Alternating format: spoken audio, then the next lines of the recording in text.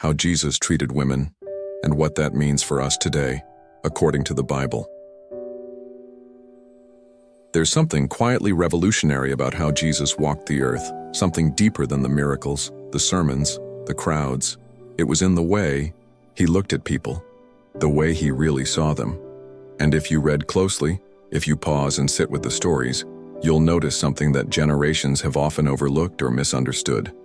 The way Jesus treated women, not with suspicion, not with silence, not with power games or condescending tolerance, but with dignity, with attention, with truth, compassion, and holy respect. In a time when women were rarely named, rarely educated, and mostly kept to the background, Jesus did something completely unexpected. He pulled them into the center of the story. He called them daughter. He healed them in public. He taught them theology. He received their hospitality. He defended their worth. And he trusted them with the message that would shake the world. He is risen. This wasn't just kindness, it was kingdom. And it still is. We live in a world that often talks about equality, but still quietly dismisses the wisdom and worth of women. A world where the wounds of exclusion run deep, where some carry the baggage of church traditions that silenced their voices or made them feel like second-class citizens in the family of God. But the life of Jesus paints a different picture, a clear countercultural vision of how heaven sees women, boldly, tenderly, completely. And that's what this message is about, not just the stories of the past, but the truth they carry into today. What it means to follow a Savior who never ignored a woman's pain, who never mocked her questions, who never treated her like a project or a footnote, but instead lifted her up as a bearer of faith, a vessel of wisdom, a part of God's unfolding plan. If you've ever wondered how Jesus really felt about women, or if you're a woman who's longed to be seen in the church the way he saw you, then I invite you to lean in. Because this isn't just about gender, it's about the gospel. And when we look at Jesus, we see a love that refused to conform to the culture around him. We see a love that honored women, and still does. In the world Jesus stepped into, women were not counted among the powerful. They weren't taught Torah like the boys. Their testimonies weren't admissible in court. And they certainly weren't invited to engage in religious conversations with rabbis. To be a woman in first-century Jewish society was to be considered a possession before a person, a daughter passed from father to husband, valuable mainly for her ability to bear sons and run a household. But Jesus didn't play by those rules. He didn't walk the dusty roads of Galilee looking to preserve the status quo. He came to fulfill the law and blow the doors off everything we thought we knew about worth. And that's exactly what he did, moment by moment, encounter by encounter, especially when it came to women. Look at the Samaritan woman at the well. Jesus could have taken the long road around Samaria, like every other Jew did to avoid that unclean region. He could have kept his head down, stayed quiet, and ignored her when she came to draw water in the heat of the day. After all, she was a woman.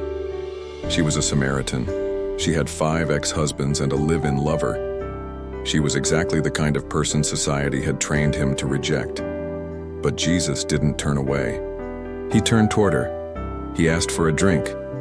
He started a conversation. He didn't shame her. He told her the truth in love. He saw her not as her past, not as her reputation, not as her gender or ethnicity, but as a soul thirsting for living water. And she became the first evangelist in John's Gospel, running to tell her whole village about the Messiah. Then there's the woman caught in adultery, dragged out and thrown down like evidence in a trial with no verdict. The crowd wanted blood. The law said she should be stoned. But Jesus? He knelt in the dirt beside her. He confronted the hypocrisy of the accusers, and with a simple phrase, "Let him who is without sin cast the first stone," he dismantled a system that used women's shame as a spectacle. He didn't say, "She's innocent." He didn't say, "She's not broken." What he said, essentially, was this: "She is not disposable." And when the stones fell to the ground, he turned to her and offered a new way forward, neither condemnation nor compromise, but grace and truth intertwined. Jesus saw women. Not as temptresses, not as servants, not as background, but as image bearers of God. He noticed the woman who touched the hem of his robe. He spoke to her tenderly. "Daughter, your faith has healed you." He didn't just heal her body. He restored her place in a community that had rejected her for 12 years. Over and over again, Jesus treated women as fully human, as minds capable of thought, as hearts worthy of compassion, as people, not projects. And when we follow Jesus today, we're called to do the same. To challenge the systems, yes, even in the church, that reduce anyone to roles or silence. To look each other in the eyes and see the sacred, because that's what Jesus did. When you picture the disciples of Jesus, who do you see? A group of 12 men walking behind their rabbi. Peter speaking up, John leaning close, Thomas asking questions. That's part of the story, but not the whole story. Because from the beginning, women were there too, and not just in the background. They weren't simply the ones cooking meals or funding the ministry, though many did both. They were learners. They were followers. And Jesus taught them. This was revolutionary. Rabbis didn't teach women. It wasn't just frowned upon, it was forbidden in many circles. But Jesus didn't flinch. He didn't lower the bar for women's spiritual understanding. He raised them up to it. One of the clearest moments comes in the home of Mary and Martha. Martha, like many women then and now, was busy serving, doing good, valuable, necessary work. But Mary? She was seated at Jesus' feet listening to his words. That posture wasn't random. It was the traditional position of a disciple.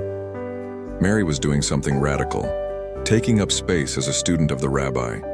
And when Martha protested, Jesus didn't scold Mary, he affirmed her. "Mary has chosen what is better," he said, "and it will not be taken from her." In other words, her place as a learner, as a theological thinker, as a woman engaging deeply with God, was sacred, non-negotiable, worth defending. Jesus also praised the spiritual insight of women in public settings. When a woman anointed him with perfume, breaking a jar and pouring it lavishly over his feet, it was scandalous. The disciples called it wasteful, but Jesus called it worship. "She has done a beautiful thing to me," he said. "Wherever the gospel is preached throughout the world, what she has done will also be told." Let that sink in. Jesus said that a woman's spiritual act of love and understanding would be part of the global gospel message. And it didn't stop there. Luke tells us about women like Joanna, Susanna, and many others who traveled with Jesus and supported his ministry out of their own means. These weren't just helpers, they were patrons, partners in ministry. They heard his teachings, they shared the road, they witnessed his miracles. And when the cross came, many of them stayed, when even the male disciples scattered. Jesus never once suggested that women's roles were confined to the home or that their voices didn't matter in his kingdom. He taught women with the same depth, the same expectations, and the same love as he did the men. So why should our churches, our homes, or our hearts do anything less? Jesus taught women because he saw their minds as worthy of truth. And if we're truly his followers, we'll create spaces, real spaces where women can learn, teach, question, and grow in the full light of God's word. Jesus didn't heal people to prove something. He healed them because he loved them, because he was moved with compassion. And when it came to women, he never paused to consider how it might look, or whether it was culturally acceptable. He acted, he touched, he restored. Let's talk about the woman with the issue of blood. For 12 years she had been bleeding. 12 years of pain, of isolation, of ritual uncleanliness that meant she couldn't worship, couldn't be touched, couldn't belong. She had spent all she had on doctors, and still, her body betrayed her, but she heard about Jesus, and she came quietly, hidden in the crowd, believing that if she could just touch the edge of his cloak, something might change. She didn't ask for attention. She didn't speak a word. She reached and power moved. Jesus stopped, not to scold, not to shame, but to speak to her face to face. "Who touched me?" he asked, not because he didn't know, but because he wanted the world to see her courage, to see her faith. And when she came trembling before him, he didn't just say, "You're healed." He said, "Daughter, your faith has made you well. Go in peace." He gave her healing, but he also gave her back her name, her place, her wholeness in the eyes of a community that had erased her or considered Jairus' daughter. A young girl on the edge of death. A father desperate enough to beg. As Jesus made his way to the house, the news came. She's gone. Don't bother the teacher anymore. But Jesus doesn't see death the way we do. He went anyway. And in a quiet room with only a few witnesses, he took her hand, something a rabbi should never do for a dead body, and said, "Talitha cum." Little girl, get up, and she did. Then there's Peter's mother-in-law, sick with fever. Jesus entered the home, touched her hand, and she was healed immediately. No fanfare, no hesitation, just compassion, made real through action. In all of these moments, Jesus never once treated a woman as less urgent than a man. He didn't require them to justify their worth. He didn't ignore the cultural boundaries. He broke them when compassion called. He healed publicly and privately. He restored daughters and mothers. He lifted the forgotten and touched the untouchable. And in a world where many women today still fight to be heard, still carry chronic pain, still live under the weight of spiritual or emotional wounds, they need to know. Jesus sees them, still. Jesus reaches out, still. And his heart to heal is not bound by time or tradition. His healing was not just physical. It was deeply relational. It reconnected the isolated. It erased shame. And it reminded the world that women are not invisible to God. Faith is not gendered. It never was. And Jesus made that unmistakably clear. In a time when women's voices were dismissed, Jesus not only listened to women, he lifted their words as examples of great faith. He welcomed their questions. He marveled at their courage, and he often placed their belief as a mirror for others to see their own doubt. Take the Syrophoenician woman. She wasn't Jewish. She wasn't from a respected region. She was a mother, desperate for her daughter's healing. And when she cried out to Jesus, the disciples tried to send her away. Even Jesus, testing her persistence, spoke a hard truth. It's not right to take the children's bread and toss it to the dogs. But she didn't flinch. Even the dogs eat the crumbs that fall from their master's table, she said, and Jesus turned. Not in rebuke, in awe. "Woman," he said, "you have great faith. Your request is granted." He didn't just heal her daughter, he publicly affirmed her as a woman of profound belief, in front of the disciples, in front of history. And then there's the woman who anointed Jesus with costly perfume. In a room full of men, she broke a jar of alabaster and poured it on his feet, wiping them with her hair. It was extravagant, it was emotional, and it was prophetic. The others were offended. "Why this waste?" they asked. But Jesus saw what they missed. "She has done a beautiful thing to me," he said. "She poured this perfume on me to prepare me for burial." Before anyone else fully grasped what was coming, this woman saw it, she understood. She honored him with her sacrifice, and Jesus honored her in return, saying her story would be told wherever the gospel was preached. And it has. Most powerfully of all, Jesus chose women to be the first witnesses of his resurrection. Think about that, the single most important moment in all of human history, the defeat of death, the proof of divinity, the launch of new creation, and he entrusted it to women. Mary Magdalene came to the tomb while it was still dark. She wept when she saw it empty. And then, Jesus stood before her alive. She thought he was the gardener, but when he said her name, Mary, everything changed. Her grief turned to joy. Her mourning turned to mission. "Go," he said, "and tell the others." She became the apostle to the apostles. Not because she fought for a platform, but because Jesus gave her one. In doing this, Jesus didn't just validate one woman's voice.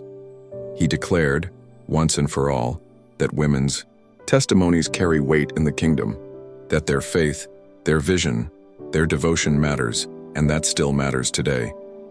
If Jesus trusted women with the resurrection story, why should we hesitate to trust them with pulpits, leadership, or truth-telling in our churches and communities? Jesus honored women's faith, and we must too. Not as an act of charity, but as an act of Christlikeness. In a world that often punished women for the sins of others, Jesus stood between them and the stones. So many of the women in Jesus' time didn't just suffer from sickness or grief. They carried public shame. They lived under religious rules that branded them unclean, unworthy, or unredeemable. And worst of all, they had no defenders. Until Jesus. Take, for instance, the woman caught in adultery. It was a trap, and she was bait. The Pharisees dragged her out, not the man, just her, and tossed her at Jesus' feet, quoting Moses, demanding death. The law says she should be stoned. What do you say? It wasn't about justice. It was about spectacle, about using her shame as a tool to attack Jesus. But Jesus didn't look at her the way they did. He didn't use her pain for a lesson. He didn't turn her into a debate. He bent down, wrote in the dust, and then he stood up and said the words that silenced centuries of religious abuse. Let the one who is without sin cast the first stone. He didn't deny the sin, but he destroyed the double standard. One by one, the accusers dropped their stones and walked away. And when the dust settled, Jesus looked at her, not with pity, not with judgment, but with mercy. Woman, where are your accusers? Has no one condemned you? No one, sir, she said. Then neither do I. Go now and leave your life of sin. This wasn't tolerance. It was transformation. He acknowledged her past but refused to let it define her. He gave her a way forward, a new story. Jesus didn't just protect her from death. He protected her from the soul-crushing weight of public disgrace. Over and over again, we see him doing the same. He touched lepers, restoring dignity with his very hands. He defended the woman who poured perfume on him when others scoffed at her. He refused to let pain or shame speak the final word. In a society that cast women as cautionary tales or moral failures, Jesus shielded them from scorn and offered them shelter in his grace. And that's the Jesus women still need today. Because in every generation, shame tries to speak louder than truth. In every culture, systems rise that blame women for brokenness they didn't cause. And far too often, even in the church, the response is silence. But Jesus wasn't silent. He was a wall between the wounded and the mob. He was a voice that cut through the noise and said, "You are not your failure." If we want to walk like him, we must become protectors too. Not just of physical safety, but of dignity, of space, of stories. Because that's what Jesus did. He didn't just forgive women, he restored them. Jesus didn't just include women in his ministry. He wove them into the very fabric of redemption, not as extras, not as side characters, as crucial parts of the plan. From the very beginning, the story of Jesus is saturated with women who carried purpose. Start with his genealogy in Matthew 1. Most ancient Jewish genealogies listed only the men, but this one includes 5 women: Tamar, Rahab, Ruth, Bathsheba, and Mary. These were not safe, sanitized names. These were women with complicated stories, outsiders, widows, survivors of scandal and suffering, and yet God didn't edit them out. He honored them. Why? Because the story of salvation was never meant to be clean and polished. It was meant to be real. And God, in his mercy, chose to bring the Messiah through a lineage that included messy, brave, beautiful women. Then there's Mary, the mother of Jesus, a teenage girl in a forgotten town chosen by God to carry heaven inside her. When Gabriel appeared to her with news that would change the world, Mary didn't shrink back. She asked questions. She listened. And then she said, "Let it be to me according to your word." Her yes opened the door for the incarnation. Her womb became the holy place. Her faith made way for God's greatest gift. Later at the cross, when most of the male disciples had fled, it was the women who stayed. Mary Magdalene, Mary, his mother, others unnamed. They watched him suffer. They wept. They bore witness to the agony of love. And when Sunday morning came, it was women who returned to the tomb. They weren't looking for glory. They were bringing spices for a dead body.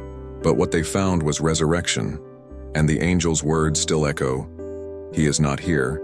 He is risen. Go, tell the others." Jesus could have appeared first to Peter or John, but he chose Mary Magdalene. She wasn't a mistake.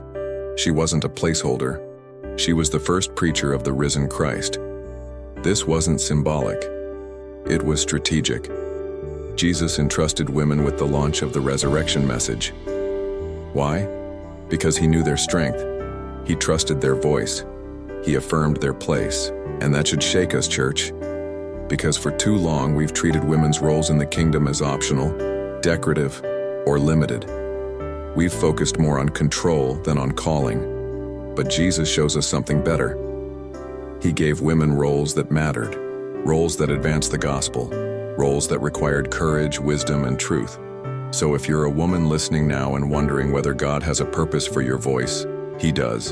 And if you're part of a faith community that hasn't yet made space for that voice, start the conversation. Look at Jesus. Let His example be the blueprint. Women were part of redemption then, they are part of it now. If you've made it this far, I want to speak directly to your heart. Because this isn't just about history, it's about healing. It's not just about stories written in Scripture. It's about stories still unfolding in the lives of women, everywhere. And it's about how we, as followers of Christ, choose to live in light of the way He lived. Jesus did not treat women like footnotes in a man's world. He treated them like full chapters in God's redemption story. He called them daughter. He spoke to them with tenderness and truth. He taught them. He trusted them. He protected them. He healed them. And He honored them in ways that shattered social norms and rewrote the rules of relationship forever. What does that mean for us today? It means we don't get to ignore this part of His example. We don't get to pick and choose which parts of Jesus' life we'll follow. If we're serious about walking in His footsteps, we have to take our cues from the way He loved, especially the way He loved women. It means if you are a man of God, then honoring women isn't optional. It's essential. Not in a performative way, not in a paternalistic way, but in a Christ-like way. With dignity, with equity, with a heart that sees beyond culture and tradition into the image of God stamped on every soul. It means, if you are a woman of God, then your voice, your gifts, your story, they matter. They always have. Not because you need to prove yourself, but because Jesus already proved your worth by the way He welcomed you, called you, and stood up for you. And it means, if you've been hurt by silence, by shame, by systems that made you feel small or erased, you are seen, you are loved, and Jesus Himself says you belong. We live in a world that still gets this wrong, a church that sometimes forgets what Jesus showed us so clearly, but we don't have to keep repeating the same patterns. We can be the ones who change. We can be the generation that looks back at the life of Jesus and says, this is our model, a model of justice wrapped in grace. A Savior who never once apologized for seeing the value of a woman, even when the world wasn't ready. And here's the truth. The world still needs that kind of love. The kind that lifts the fallen, defends the silent, and makes space for every soul at the table. So let's remember the women Jesus honored, not just their names, but their courage. Let's live as if their stories still speak, because they do. And let's commit, together, to building a church, a community, and a culture that looks just a little more like Jesus every day. He saw them. He loved them. He called them forward. Now, it's our turn. Let's walk in His footsteps with humility, with courage, and with open hands. Because when we treat women the way Jesus did, the gospel doesn't just get preached, it gets lived.